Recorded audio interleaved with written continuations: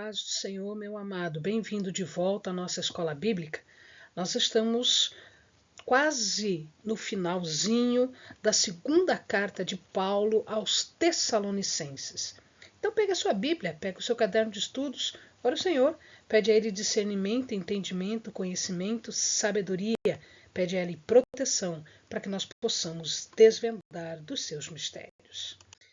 Nós já vimos, então, a primeira parte da vinda do Senhor, no início do capítulo 2. Vamos ver hoje o finalzinho desta parte e já entramos também nas ações de graça e encorajamento. Pois muito bem, estávamos falando da vinda do Senhor já no vídeo passado. E aqui Paulo continua dizendo o que vai acontecer. Muito bem, o homem da iniquidade já chegou, ele já mostrou ao que veio.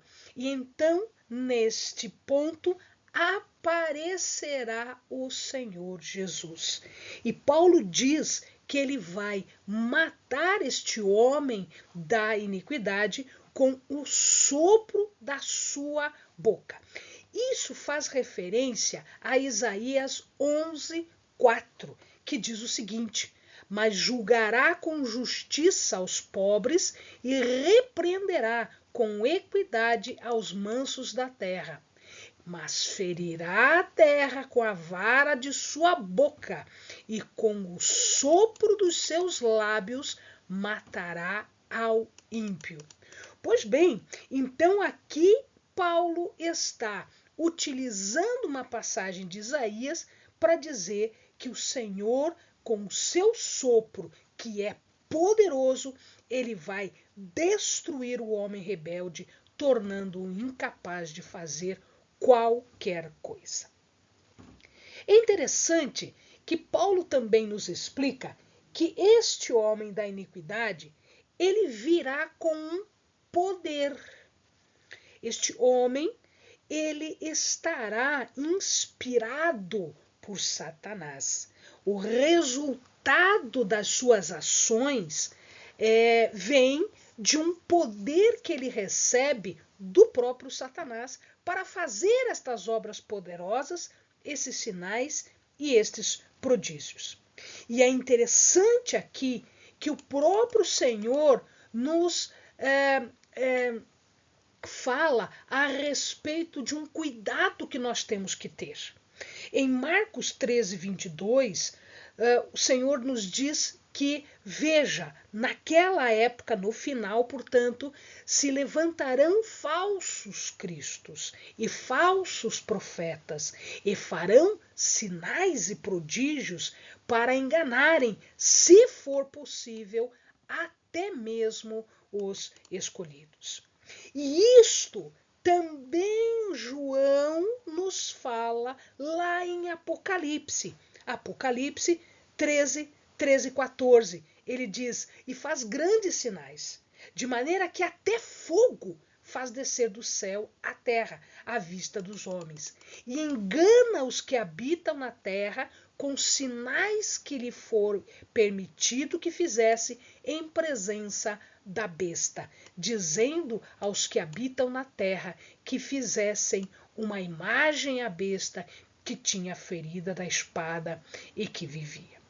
Portanto, este iníquo, na sua origem, torna-se iníquo na sua natureza.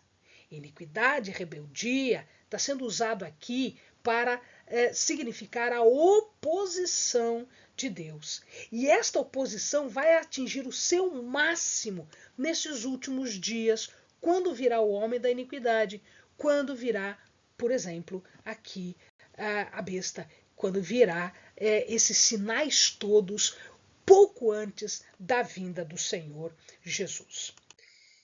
Duas consequências são colocadas para nós.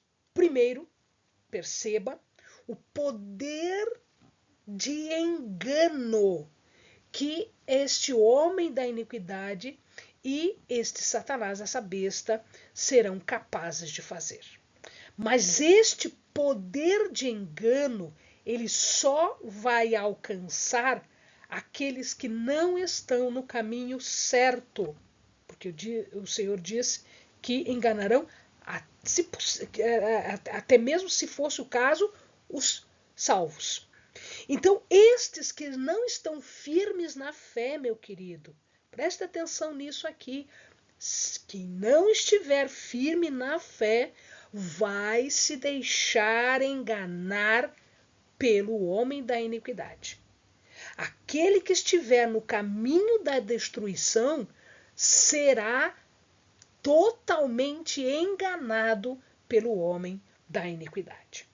E os que não são enganados, são os que pertencem ao Senhor.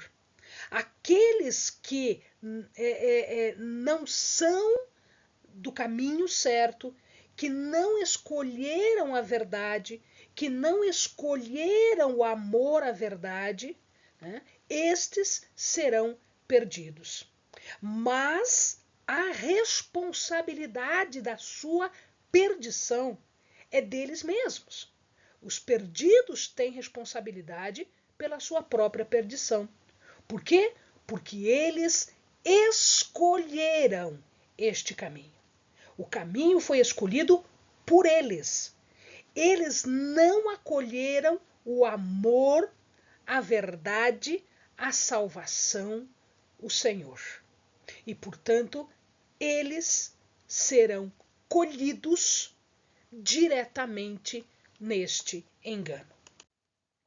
A verdade é a mensagem do Evangelho. Paulo fala na mensagem dele, a verdadeira mensagem. A verdadeira mensagem é a verdade do Evangelho. Portanto, essa atitude correta para com a verdade é esse amor a ela. O resultado de aceitar a verdade é ser salvo. E quando nós somos salvos, nós estamos livres do pecado e livres das consequências do pecado. Porque os que se recusam à verdade, eles são alcançados por mais incapacidade, por mais erro, por mais engano. O pecado é exatamente o de deleitar-se com o que é errado, persistir no pecado, né? E aí eles vão descobrir que são incapazes de fazer qualquer outra coisa que não seja algo errado, que não seja pecar. Porque pecado é contrário à intenção de Deus para conosco. Deus quer nos salvar. Deus quer nos livrar da escravidão do pecado. Portanto, aquele que não quer entender esta verdade, ele acaba se tornando cada vez mais escravo do pecado. E ao se tornar escravo do pecado, a penalidade, a punição é exatamente a de não ser mais capaz de entender o que é certo e o que é errado. É uma incapacidade de aceitar e de entender verdade. Estas pessoas, ao invés de aceitar a verdade, elas se deleitam com a injustiça, com o que é iníquo, com o que é errado. Portanto, estão entregues a mais pecado e isto as leva à condenação e as leva a serem enganadas por este homem da iniquidade e, portanto, viverem, consequentemente, no final, isolados, né? Longe da companhia do Senhor. Paulo, ele começa a falar sobre as ações de graça. Por que dar graças? Essas ações de graça, ela tem razão de ser, duas razões de ser. A eleição feita por Deus e a chamada feita por Deus. Esta eleição e esta chamada é para a salvação e para a participação da glória do Senhor. Amados, não se enganem. Até mesmo aqueles que serão condenados, eles também foram chamados. Eles também tiveram oportunidade de escolher o caminho correto. O problema é que eles se rebelaram. O problema é que eles negaram a eleição. O problema é que eles não atenderam à chamada. Eles ficaram surdos à voz do Senhor. Portanto, Paulo aqui renova esta confiança dos que são salvos e dá graças a Deus exatamente pela eleição e pela chamada, porque Deus nos chamou. Nós ouvimos e, portanto, devemos ser gratos pelo que nós receberemos de benefícios estando com o Senhor. A confiança que nós temos no futuro, na vida eterna, na salvação, na comunhão com o Senhor, né? Isso tudo nos leva a dar graças pelo estado cristão que eles estavam e que nós estamos também. A escolha de Deus aqui, a palavra é airel, ela diz respeito a uma escolha que Deus fez de Israel, de um povo eleito. Amados, não se enganem. Quando nós falamos Israel, num primeiro momento você pode entender, se a gente estiver falando de Antigo Testamento, o Israel terrestre, o Israel do povo físico de Israel. Entretanto, nós que não somos do povo físico de Israel, também fomos escolhidos. Também somos Israel, mas um Israel espiritual. Filhos do Senhor, povo escolhido de Deus. Portanto, esta eleição, ela está fazendo referência a um propósito de Deus. Um propósito que foi estabelecido para o mundo, não para um povo apenas, mas para o mundo antes da criação. A escolha que Deus fez foi para a salvação. Nós fomos eleitos, escolhidos para sermos salvos. E nós somos salvos porque nós ouvimos a chamada. Nós ouvimos que o nosso nome foi chamado e nós aceitamos esta chamada e atendemos a esta chamada.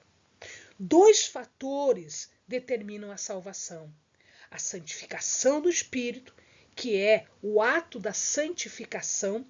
Uma coisa é ser salvo, outra coisa é ser santificado. Quando nós somos salvos, todo o nosso pecado foi apagado por Jesus. De ali para diante, nós começamos uma caminhada de santificação, de separação. Porque ao sermos salvos, nós fomos separados do mundo e participamos de um grupo especial, um grupo eleito, um grupo salvo, um grupo chamado para a honra e glória de Deus. Este grupo, ele tem que ser um grupo santo, porque o Senhor que nos chama é santo. Portanto, nós iniciamos uma santificação que é um processo e que vai nos aproximar cada vez mais da imagem de Jesus. A ação humana, segundo, em relação à fé na verdade. E qual é a verdade? Jesus diz: eu sou o caminho, a verdade e a vida. Ninguém chega ao Pai senão por mim. Portanto, a verdade é aquela que foi revelada por Deus no Evangelho, através da vida de Jesus, da vinda de Jesus, da obra de Jesus e depois da obra do Espírito Santo na nossa vida. A chamada é mediante o Evangelho, que Paulo chama de nosso Evangelho. Que nosso Evangelho é esse? É a mensagem que os apóstolos pregavam, a mensagem de Jesus, aquela que foi falada e vivida por Jesus e pelos seus primeiros seguidores. O propósito desta chamada é alcançar a glória de Jesus Cristo, onde os próprios crentes vão ser glorificados junto com ele nesta segunda vinda e na eternidade. O mandamento de Paulo, amados, é duplo. É permanecer firme, mesmo que exista perseguição, mesmo que exista aflição. Não devemos nos desviar da verdade. Ainda mais nos nossos tempos. Os nossos tempos, meu amado, estão mais próximos da vinda do homem da iniquidade do que os tempos dos Tessalonicenses. Portanto, as perseguições, as apostasias, as heresias, toda a aflição, ela está mais forte agora, porque o homem da iniquidade está às portas. Estamos mais próximos disso. E, portanto, nós precisamos ficar atentos. É preciso discernimento, sabedoria, entendimento, para que nós não nos desviemos da verdade. E, num segundo momento, guardar as tradições. O que Paulo chama de tradição, amado, é guardar o Evangelho, é guardar o verdadeiro ensino, é guardar o verdadeiro comportamento cristão. Amém, queridos? Que o Senhor te dê abundante discernimento, graça, entendimento e conhecimento para permanecer firme até a vinda do Senhor nosso Deus.